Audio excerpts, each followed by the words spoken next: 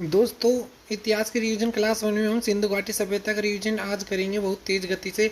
सिंधु घाटी सभ्यता यह विश्व की प्राचीनतम सभ्यताओं में से एक है। 1826 में चार्ल्स मेसन ने सर्वप्रथम इस पर प्रकाश डाला। 1853 अलेक्जेंडर कनिंघम ने हड़प्पा का सर्वे किया था दोस्तों।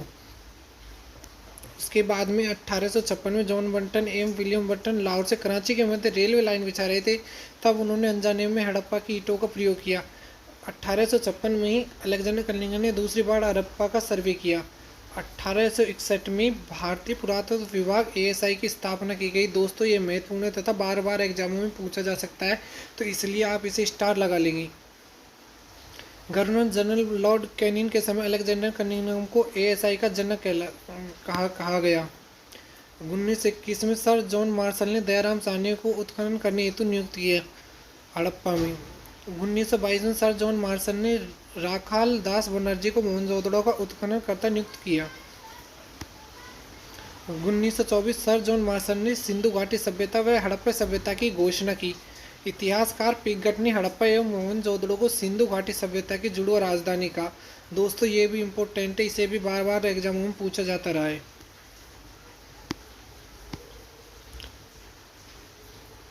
सिंधु घाटी सभ्यता का विस्तार, यह विश्व की सबसे बड़ी सभ्यता है। ये लगभग 13 लाख वर्ग किलोमीटर क्षेत्र में फैली हुई है दोस्तों। ये सभ्यता ये भारत, पाकिस्तान एवं अफगानिस्तान में फैली हुई है। इसका आकार त्रिभुजाकार और यह कांस्य युगीन सभ्यता है दोस्तों। ये भी इम्पोर्टेंट है।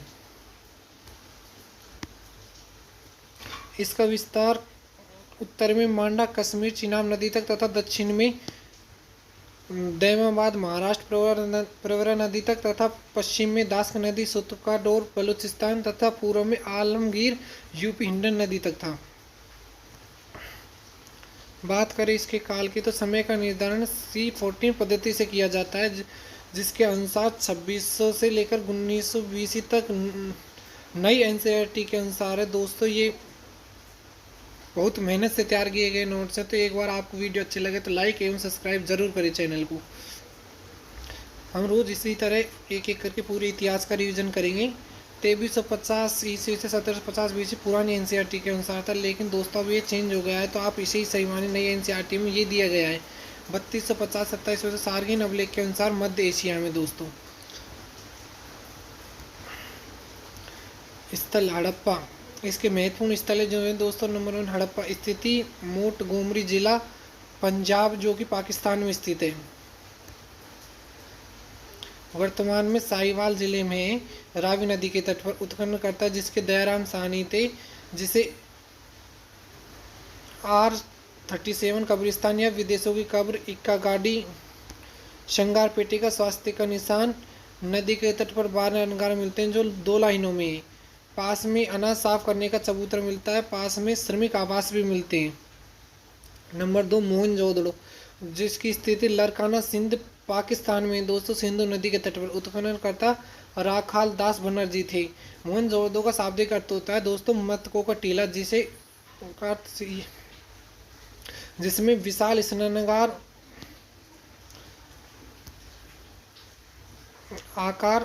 विशाल स्नानागार तथा इसके उत्तर व दक्षिण में सीढ़ियाँ बनी हुई हैं। इसमें बिटुमिनस का लेप किया गया है। इसके उत्तर में दिशा में 6 वस्त्र बदलने की कक्ष हैं।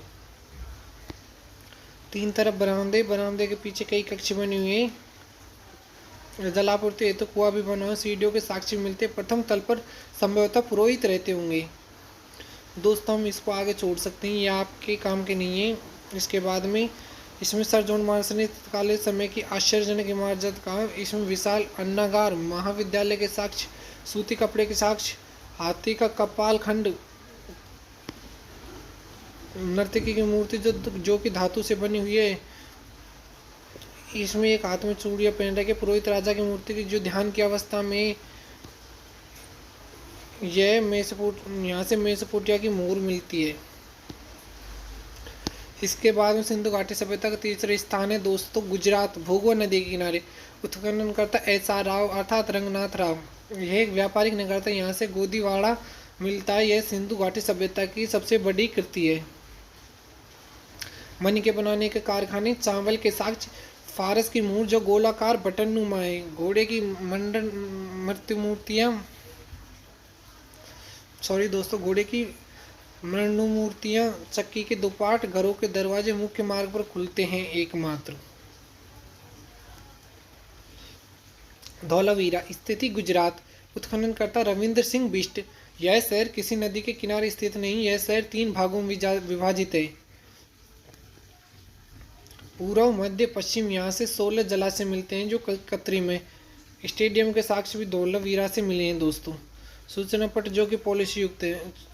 चंदोड़ जिसकी स्थिति सिंध पाकिस्तान में। उत्खननकर्ता एन मजूमदार। इनकी हत्या डाकुओं ने कर दी थी। ये औद्योगिक नगरी थी सिंधु घाटी सभ्यता की। मन के बनाने कारखाने इसी में मिले थे तथा कुत्ते द्वारा बिल्ली का पीछा करने के साक्ष्य भी यहीं पे मिले। ये भी इम्पोर्टेंट है दोस्तों, इसको बार बार एग्जाम में पूछा जाता रहा है। सुरकोटड़ा स्थिति इसकी गुजरात में। घोड़े की हड्डियां तथा सिंधु घाटी सभ्यता के लोगों को घोड़े का ज्ञान नहीं था दोस्तों। कुनाल हरियाणा, जहाँ से चांदी के 2 मुकुट मिले। दैनाबाद महाराष्ट्र, धातु का रथ मिला है। रोज दे गुजरात, हाथी के साक्ष्य मिले तथा ड्रोपड़ पंजाब से मनुष्य के साथ कुत्ते को दफनाने के साक्ष्य भी मिले हैं दोस्तों। यहाँ से कालीबंगा जो कि राजस्थान में स्थित है, एक खोपड़ी जिसमें 6 छेद किए गए, अर्थात इन लोगों को शैल चिकित्सा का ज्ञान था। सिंधु घाटी सभ्यता में नगर नियोजन की व्यवस्था। यह विश्व की प्रथम नगरीय सभ्यता थी। यह अपने विशेष नगर नियोजन के लिए प्रसिद्ध है। नगर 2 भागों में बटे हुए थे। पूर्वी भाग ये आवासीय भाग होता था, पश्चिम भाग ये हिस्सा दूरीकृत होता था एवं ऊंचे टीले पर स्थित होता था। सड़कें एक दूसरे को समकोण पर काटती थी। शहर पैटर्न पर बसे हुए थे। घरों के दरवाजे मुख्य मार्ग पर नहीं खुलते थे। अपवाद जिसके लोथल हैं। एक घर में सामने 3 या 4 कक्ष रसोई आंगन होता था। उन्हें सीढ़ियों का भी ज्ञान था। कुछ घरों से कुओं के साक्ष्य मिलते हैं। मोहनजोदड़ो से लगभग 700 कुएं प्राप्त हुई। इन नगरों में उत्कृष्ट जल निकासी की व्यवस्था होती थी। मुख्य मार्ग पर नालियों को साफ करने के लिए मेन होल होता था। नालियों को ईंटों से ढका जाता था। सामान्यतः पक्की ईंटों का प्रयोग करते थे। ईंटों का आकार 4x2x1 होता था। राजनीतिक स्थिति। सिंधु घाटी सभ्यता की राजनीतिक स्थिति का ज्ञान का अभाव। संभवतः पुरोहित वर्ग के पास में शासन रहा होगा। संपूर्ण सिंधु घाटी सभ्यता में एक ही प्रशासनिक व्यवस्था रही होगी। सामाजिक स्थिति। मात्र सत्तात्मक संयुक्त परिवार होते थे। समाज संभवतः 4 भागों में विभाजित था।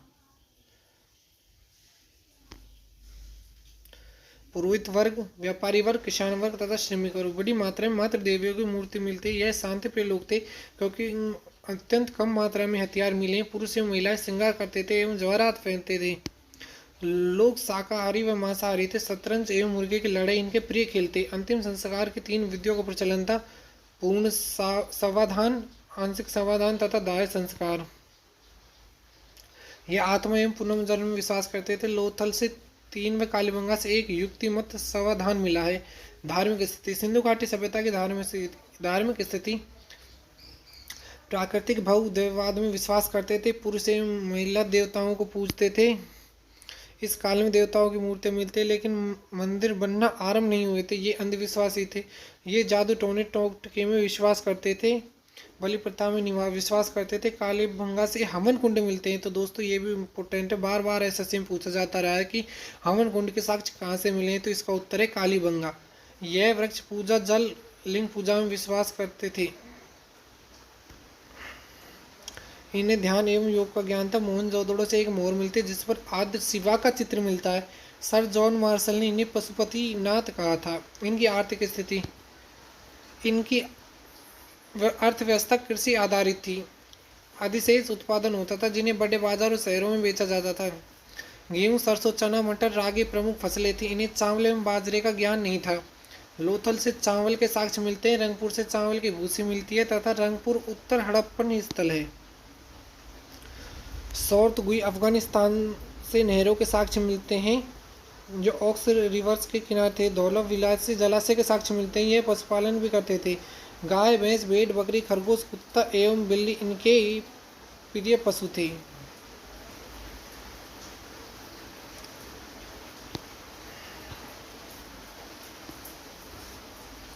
ये यहाँ ऊंट, घोड़ा, हाथी से परिचित नहीं थे। विदेशी व्यापार होता था। सारगोन अभिलेख में सिंधु घाटी सभ्यता को मेलुहा कहा गया है।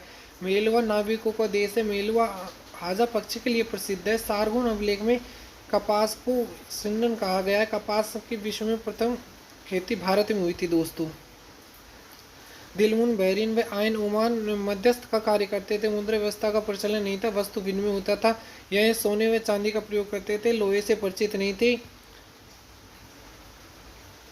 तथा तांबा प्लस टीन बना कांच का निर्माण करते थे। बालाकोट पाक से शंख उद्योग के अवशेष मिलते हैं। सिंधु घाटी सभ्यता की लिपि, इंडियन लिपि का ज्ञान था दोस्तों। यह भाव चित्रात्मक लिपि, यह दाएं से बाएं लिखी जाती तथा इसे गौमूत्राक्षर लिपि भी कहा जाता है। इसमें 375 से 400 भाव मिलते हैं दोस्तों। इसे अभी तक पढ़ा नहीं गया है। मूर्तियाँ एवं मोहरे, यहाँ से 3 प्रकार की मूर्तियाँ मिलती हैं: धातु की, पत्थर की, मिट्टी या टेराकोटा। मोहनजोदड़ो से नर्तकी की मूर्ति धातु की मिली। दैमाबाद से धातु का रथ मिला। मोहनजोदड़ो से पत्थर की पुरोहित राजा की मूर्ति मिली दोस्तों। टेराकोटा के मात्र देवियों की मूर्तियाँ ज़्यादातर मोहरे सैल कड़ी की बनी हुई हैं। ज़्यादातर मोहरे चौकोर हुआ करती थी। मोहरे वस्तु गुणवत्ता में व्यक्ति की पहचान की द्योतक होती है। मोहरे एक सिंह संगी सबसे ज़्यादा मोहनजोदड़ो व हड़प्पा से बड़ी मात्रा में मोहरे प्राप्त हुए। कुबड़ वाला सांड के चित्र भी यहीं से मिले हैं दोस्तों। अब बात करेंगे हम सिंधु घाटी सभ्यता के पतन के कारण की। गार्डन चाइल्ड व मार्टम व्हीलेन के अनुसार आर्यों का आक्रमण। SR. Rao, sir John Marshall व मैके के अनुसार बाढ़। सर जॉन मार्शल के अनुसार प्रशासनिक शिथिलता। अमलानंद घोष के अनुसार जलवायु परिवर्तन सिंधु घाटी सभ्यता के पतन का कारण रहा। U.R. कैनेडी के अनुसार प्राकृतिक आपदा। महादेव स्वरूप वत्स के अनुसार नदियों ने अपना रुख बदल दिया। निष्कर्ष, इतनी विशाल सभ्यता के पतन के लिए बहुत सारे कारण जिम्मेदार उत्तरदायी रहे होंगे। कालीबंगा, राखी कड़ी, धौलावीरा हरियाणा में स्थित है, जो कि पूर्व हड़प्पाकालीन स्थल है। रंगपुर रोजी उत्तर हड़प्पाकालीन स्थल है।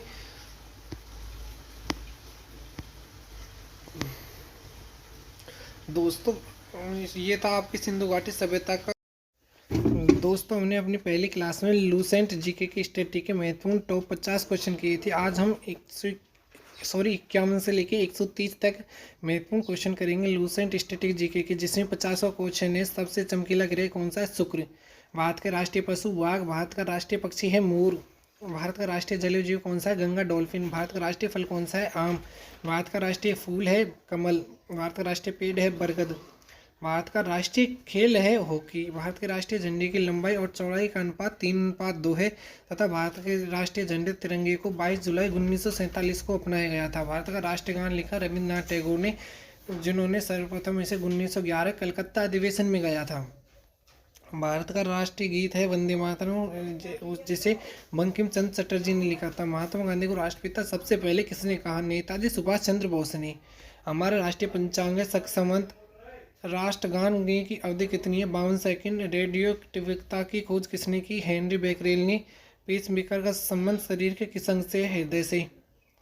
मानव शरीर की किस ग्रंथि को मास्टर ग्रंथि कहा जाता है? पीयूष ग्रंथि। कार्बन का सर्वाधिक शुद्ध रूप कौन सा है? हीरा। तथा प्रकृति की सबसे कठोर धातु भी हीरा ही है। एक्सरे का आविष्कार किसने किया? रॉन्टजन ने। किस धातु का प्रयोग मानव द्वारा सबसे पहले किया गया? तांबा। अंतरिक्ष यात्री को बृहद आकाश कैसा दिखाई पड़ता है? काला।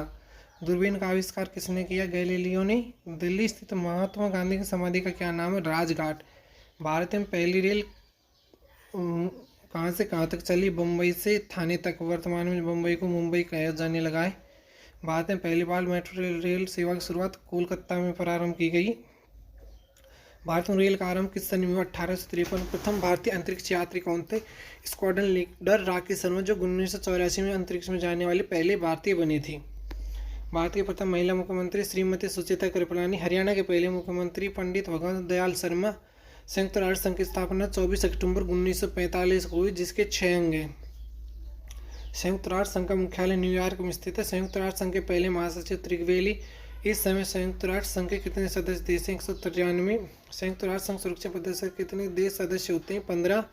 संयुक्त राष्ट्र संघ सुरक्षा परिषद के कितने देश स्थायी सदस्य हैं? 5, जिनके पास में वीटो पावर है। वो है रूस, चीन, अमेरिका, इंग्लैंड और फ्रांस। अंतर्राष्ट्रीय न्यायालय कहाँ स्थित है? द हेग, हॉलैंड में। संयुक्त राष्ट्र संघ के महासचिव कौन है? इसमें दोस्तों ये गलत टाइप हुआ है, इसका उत्तर है एंटोनियो गुटेरस, जो कि पुर्तगाल के हैं। संयुक्त राष्ट्र महासभा में हिंदी में भाषण देने वाले पहले भारतीय कौन थे? अटल बिहारी वाजपेयी। संयुक्त राष्ट्र सुरक्षा परिषद के स्थायी सदस्यों का कार्यकाल होता है 2 वर्ष। संयुक्त राष्ट्र संघ का 193वां सदस्य देश बना दक्षिणी सूडान। किस विटामिन की कमी से खून का रुकाव बंद नहीं होता? विटामिन के। हिंदी दिवस कब मनाया जाता है? 14 सितंबर को तथा विश्व हिंदी दिवस 10 जनवरी को मनाया जाता है। संविधान के किस अनुच्छेद द्वारा हिंदी को राष्ट्रभाषा घोषित किया गया है?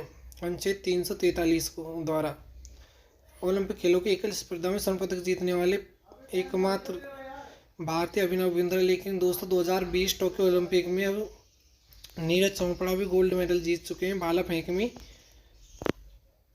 तो अब एकल स्पर्धा में स्वर्ण पदक जीतने वाले 2 भारतीय हो गए, एक अभिनव बिंद्रा 2008 ओलंपिक में तथा दूसरे नीरज चोपड़ा 2020 टोक्यो ओलंपिक में। ओलंपिक खेलों का आयोजन 4 वर्ष के बाद होता है। सन 2016 में ओलंपिक खेल कहाँ हुए थे? रियो डी जेनेरो में। अंतर्राष्ट्रीय मानव अधिकार दिवस कब मनाया जाता है? 10 दिसंबर को। हरियाणा की कौन से नस्ल की भैंस प्रसिद्ध है? मुर्राह। प्रसिद्ध शीतला माता मंदिर कहाँ स्थित है? गुड़गांव में। विशाल हरियाणा पाटनी किसने बनाई थी? राव वीरेंद्र सिंह ने। हरियाणा का क्षेत्रफल कितना है? 44,212 वर्ग किलोमीटर। दोस्तों हरियाणा के पहले मुख्यमंत्री थे पंडित भगवंत दयाल शर्मा। किस देश की स्थल सीमा सर्वाधिक देशों के साथ लगती है? दोस्तों चीन की सीमा सर्वाधिक देशों के साथ लगती है। बैरोमीटर के पठन में तेजी से गिरावट किस बात का सूचक है? दोस्तों ये तूफान का सूचक है। भारतीय मरुस्थल का नाम है थार। काजीरंगा राष्ट्रीय अभ्यारण्य किस राज्य में? असम में। पृथ्वी अपनी दूरी पर किस दिशा में घूमती है? पश्चिम से पूर्व। उज्जैन किस नदी के किनारे बसा है? क्षिप्रा नदी के किनारे बसा है दोस्तों उज्जैन। निम्न में से कौन सी धातु बिजली के सबसे अधिक सुचालक है? चांदी। गोबर गैस में मुख्य रूप से क्या पाया जाता है? गोबर गैस में मुख्य रूप से दोस्तों मीथेन पाया जाता है। स्वतंत्रता मेरा जन्म सिद्ध अधिकार है और मैं इसे लेकर रहूंगा, ये किसका कथन है? लोकमान्य तिलक का। दोस्तों राज्यसभा के सदस्य का चुनाव कितनी अवधि के लिए होता है? 6 वर्ष के लिए दोस्तों। तथा हिंदी भाषा की लिपि है देवनागरी। हमारी आकाशगंगा का नाम है दुग्धमेल का या मिल्की वे। हिंदी भाषा का पहला समाचार पत्र था उद्दंड मातंड। तुलसीदास जी कृत रामचरितमानस किस भाषा में लिखी गई है? अवधी भाषा में दोस्तों। हरियाणा के राज्य कवि कहलाते हैं उदय भानुहंस। 118 क्वेश्चन। आधुनिक ओलंपिक खेलों की शुरुआत कब और कहाँ से हुई? एथेंस यूनान में 1896 में। भारत ने किस खेल में ओलंपिक खेलों में 8 बार स्वर्ण पदक जीता है? हॉकी में दोस्तों। भारत ने आखिरी बार हॉकी में स्वर्ण पदक कहाँ और कब जीता था? 1980 में मॉस्को ओलंपिक में। ओलंपिक खेलों का आयोजन कितने वर्षों बाद होता है? 4 वर्षों बाद। अंतर्राष्ट्रीय ओलंपिक समिति का मुख्यालय कहाँ है? लुसाने स्विट्जरलैंड में। सन 2012 में ओलंपिक खेल कहाँ हुए थे? दोस्तों लंदन में हुए थे। ओलंपिक ध्वज में कितने गोले होते हैं? 5। एक ओलंपिक में सर्वाधिक स्वर्ण पदक जीतने वाला खिलाड़ी कौन है? Michael Philips. सन 2020 में ओलंपिक खेल कहाँ हुए? टोक्यो जापान हुए थे दोस्तों। सन 2012 के ओलंपिक खेलों में कांस्य पदक जीतने वाले साइना नेहवाल का